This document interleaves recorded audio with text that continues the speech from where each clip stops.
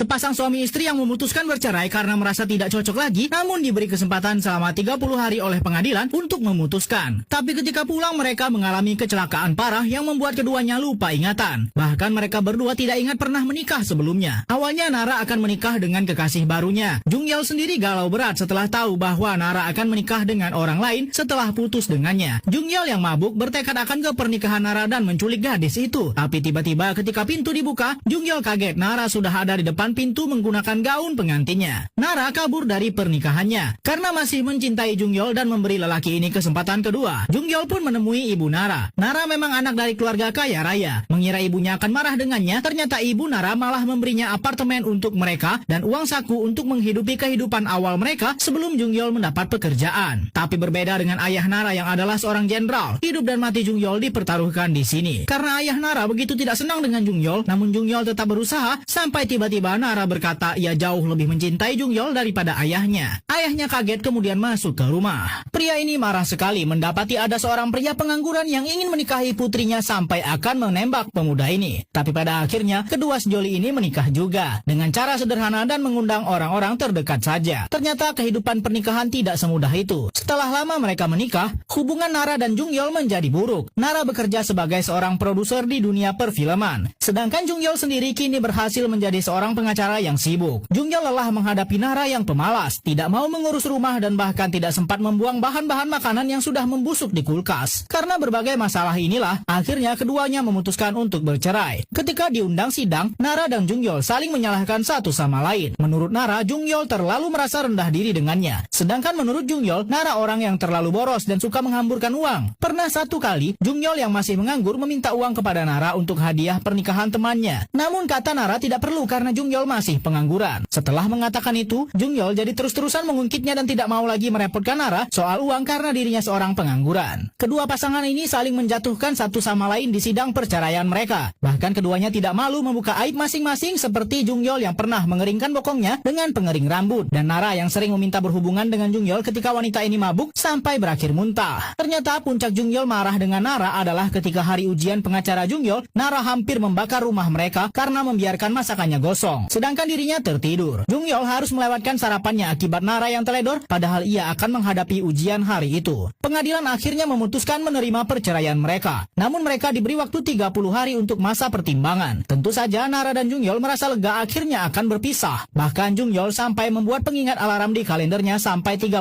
hari ke depan. Keduanya kemudian pulang bersama, tapi ketika keduanya bertengkar lagi di mobil, sebuah truk melaju menabrak mereka berdua. Kecelakaan tersebut begitu parah. Lama mereka pingsan. Akhirnya keduanya pun